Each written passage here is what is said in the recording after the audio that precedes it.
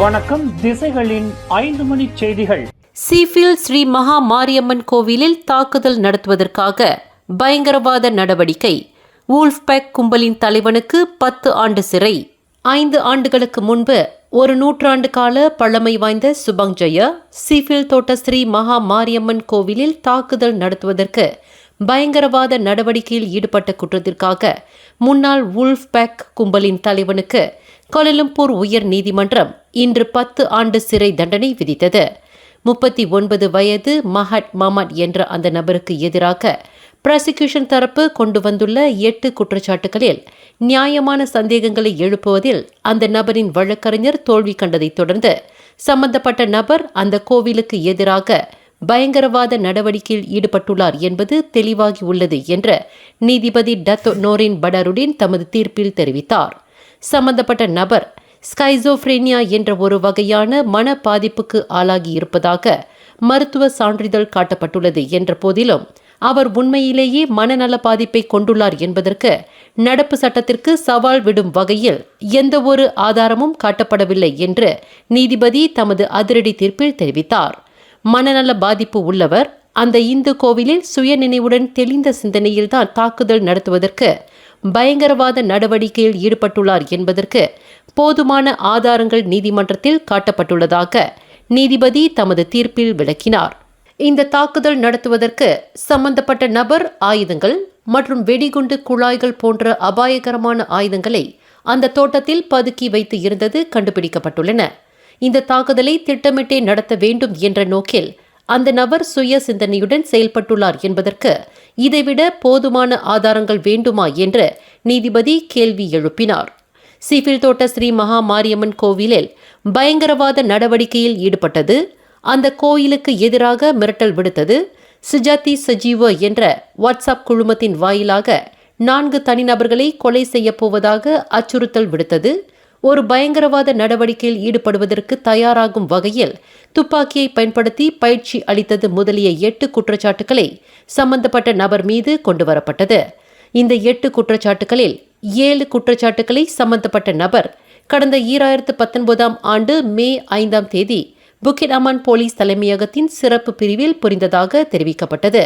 8வது குற்றச்சாட்டானது பயங்கரவாத கும்பலான டேஷ் தீவிரவாத கும்பலின் பொருட்களை தன் வசம் வைத்திருந்ததாக அந்த நபர் மீது குற்றச்சாட்டு கொண்டுவரப்பட்டது.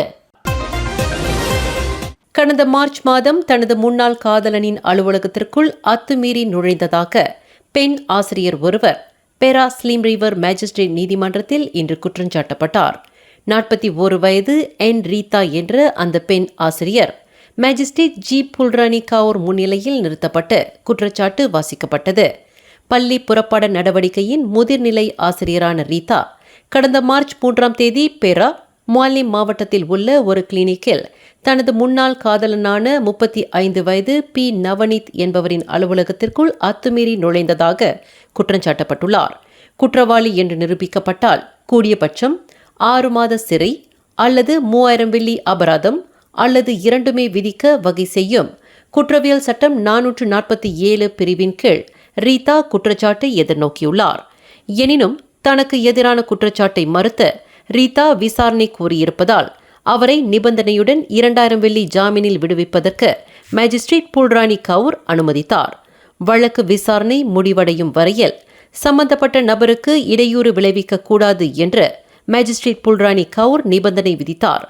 முன்னதாக ஒரு நபர் உத்தரவாதத்துடன் 4000 வெள்ளி ஜாமீனில் அந்த ஆசிரியர் விடுவிக்கப்பட வேண்டும் என்று துணை பப்ளிக் ப்ராசிக்யூட்டர் நோர் ஷஹீரா அசஹர் முன்வைத்துள்ள பரிந்துரைக்கு ரீதாவின் வழக்கறிஞர் என் விலாஷினி கடும் எதிர்ப்பு தெரிவித்தார். கடந்த 21 ஆண்டு காலமாக ஆசிரியர் தொழிலில் உள்ள ரீதா ஒரு தனித்து வாழும் தாயார் ஆவார். அவருக்கு 14 மற்றும் 16 வயதில் 2 பிள்ளைகள் உள்ளனர். ஒரு இருதய நோயாளியான தந்தையும் உள்ளார். இவர்களை பராமரிக்க வேண்டிய பொறுப்பில் இருப்பதால் ரீதாவிற்கு விதிக்கப்படும் ஜாமீன் தொகை குறைக்கப்பட வேண்டும் என்ற நீதிமன்றத்தில் வழக்கறிஞர் விலாஷினி வாதாடினார். இவ்வழக்கு விசாரணை வரும் அக்டோபர் 18 தேதிக்கு ஒத்திவைக்கப்பட்டுள்ளது. தந்தை பெற்ற கடனுக்காக மகளை விபச்சாரத்தில் ஈடுபடுத்தி கடனை அடைக்க செய்ததாக கூறப்படும் தகவல் தொடர்பில் சட்டவிரோத வட்டி முதலையான ஆலோங் கும்பலுக்கு எதிராக போலீசார் விசாரணை அறிக்கையை திறந்துள்ளனர். இது குறித்து மேல் விவரங்களை வெளியிட முடியாது என்று குறிப்பிட்ட பினாங்கு போலீஸ் தலைவர் டத்தோ ஹம்சா அமட் தற்போது இவ்விவகாரம் போலீசாரின் விசாரணையில் இருந்து வருவதாக குறிப்பிட்டார். இச்சம்பவம் தொடர்பாக வெளியிடப்பட்டுள்ள ஒரு காணொலி தொடர்பில் தற்போது விசாரணை மேற்கொள்ளப்பட்டு வருவதாக அவர் விளக்கினார். சம்பந்தப்பட்ட பெண் பினாங்கில் இருப்பதாக தெரியவந்துள்ளது. அவரை அடையாளம் காணும் முயற்சியில் போலீசார் ஈடுபட்டு வருவதாக டத்தோ ஹம்சா குறிப்பிட்டார். தன்னுடன் பணியாற்றும் சக பாதுகாவலரை கொலை செய்ததாக பள்ளி பாதுகாவலர் ஒருவர் கொலஸ்லெங்கோர் மேஜிஸ்ட்ரேட் நீதிமன்றத்தில் இன்று குற்றஞ்சாட்டப்பட்டார். 26 வயது ஒன் ஷரிசான் ஒன் காடிர் என்ற அந்த பாதுகாவலர் மேஜிஸ்ட்ரேட் சித்தி ஹஜர் அலி முன்னிலையில் நிறுத்தப்பட்டு குற்றச்சாட்டு வாசிக்கப்பட்டது. இவ்வழக்கு ஷாலாம் உயர் நீதிமன்றத்திற்கு மாற்றப்படுவதால் குற்றஞ்சாட்டப்பட்ட நபரிடமிருந்து எந்தவொரு வாக்குமூலமும் பதிவு செய்யப்படவில்லை. சம்பந்தப்பட்ட நபர் கடந்த செப்டம்பர் 15ஆம் தேதி அதிகாலை 4 மணியளவில் சபாபர்னாமில் உள்ள பள்ளி ஒன்றின் பாதுகாவலர் அறையில் இக்குற்றத்தை புரிந்ததாக நீதிமன்றத்தில் தெரிவிக்கப்பட்டது. ஓர் உணவகத்தில் தாம் ஆர்டர் கொடுத்த பானத்தை தாமதமாக கொண்டு வந்து கொடுத்ததற்காக உணவகத்தின் பணியாளரை முகத்திலேயே குத்தியதாக கூறப்படும் ஆடவர் ஒருவருக்கு மலாக்கா அயக்கரோ மேஜிஸ்ட்ரேட் நீதிமன்றம் இன்று 1000 வெள்ளி அபராதம் விதித்தது. சத்யா மைடின் என்ற 49 வயதுடைய நபர் தனக்கு எதிரான குற்றத்தை ஒப்புக்கொண்டதைத் தொடர்ந்து மேஜிஸ்ட்ரேட் ஷர்டா ஷின்ஹா முகமது சுலைமான் அந்த அபராதத்தை விதித்தார். சம்பந்தப்பட்ட நபர் கடந்த செப்டம்பர் 22ஆம் தேதி மதியம் 12 மணியளவில் மலாக்கத்தங்கா மாவட்டத்தில் மேடான்ஸ்லேரா சமாபோக்கில் உள்ள நோரா அசாம்படாஸ் உணவகத்தில் 43 வயது வங்காளதேசியை தாக்கியதாக குற்றஞ்சாட்டப்பட்டார். சபா தாவாவில் உள்ள ஒரு பழத்தோட்டத்தில் கடந்த வியாழக்கிழமை 12 வயது சிறுமியை பாலியல் பலாத்காரம் செய்ததாக நம்பப்படும் 12க்கும் 14க்கும் இடைப்பட்ட வயதுடைய 3 சிறார்களை போலீசார் கைது செய்துள்ளனர். இச்சம்பவம் தொடர்பில் கடந்த வெள்ளிக்கிழமை மாலை 5 மணியளவில் அந்த சிறுமியின் தாயார் செய்து கொண்ட போலீஸ் புகாரை தொடர்ந்து அந்த 3 சிறார்கள் தடுத்து வைக்கப்பட்டுள்ளனர் என்று தாவாவ் மாவட்ட போலீஸ் தலைமையகத்தின் துணைத் தலைவர் சம்பின் பியோ தெரிவித்தார். புகார் அளிக்கப்பட்ட அடுத்த 45 நிமிடத்தில் அந்த 3 சிறார்களும் விசாரணைக்கு ஏதுவாக தடுத்து வைக்கப்பட்டுள்ளதாக அவர் குறிப்பிட்டுள்ளார். ரசிகர்கள் மத்தியில் பெரும் பரபரப்பாக எதிர்பார்க்கப்படும் இந்திய ராணுவ அதிகாரி ஒருவரின் வாழ்க்கை வரலாற்றை சித்தரிக்கும் அமரன் திரைப்படத்தின் விளம்பர புரோமோஷன் நிகழ்வு மற்றும் பத்திரிகையாளர் சந்திப்பு கடந்த சனிக்கிழமை ரவாங் அங்குன் சிட்டியில் வெகு விமரிசையாக நடைபெற்றது. அமரன் படத்தின் முன்னணி நடிகர்களான சிவகார்த்திகேயன் மற்றும் சாய் பல்லவியுடன் பிரபல இசை அமைப்பாளர் GV பிரகாஷ்குமார் மற்றும் படத்தின் இயக்குநரான ராஜ்குமார் பெரியசாமி ஆகியோர் கலந்து கொண்டு ஊடகவியலாளர்கள் மற்றும் ரசிகர்களை பரவசத்தில் ஆழ்த்தினர். உலக நாயகன் கமல்ஹாசனின் ராஜ்கமல் பிலிம்ஸ் இன்டர்நேஷனல் நிறுவனத்தின் தயாரிப்பில் ராஜ்குமார் இயக்கத்தில் அமரன் திரைப்படம் உருவாகியுள்ளது.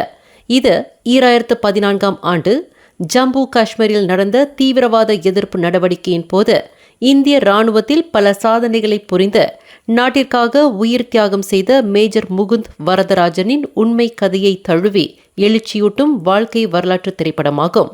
மேஜர் முகுந்தனின் பாத்திரத்தில் சிவகார்த்திகேயன் நடித்திருப்பது பார்வையாளர்களின் கவன ஈர்ப்பாக மாறியுள்ளது. முற்றிலும் மாறுபட்ட கதாபாத்திரத்தில் சிவகார்த்திகேயன் மற்றும் முகுந்த வரதராஜனின் மனைவி பாத்திரத்தில் சாய் பல்லவி நடித்துள்ள இப்படத்தின் முன்னோட்ட காட்சி தொகுப்பான அறிமுக காணொளி அல்லது டீசர் 26 மில்லியன் பார்வையாளர்களை கவர்ந்துள்ளது. இந்நிலையில் அமரன் திரைப்படத்தின் விளம்பர புரோமோஷன் நிகழ்வில் பேசிய கார்த்திகேயன் ரசிகர்களின் அளப்பரிய அன்பிற்காக முதலில் தமது நன்றியை தெரிவித்துக் கொள்வதாக குறிப்பிட்டார்.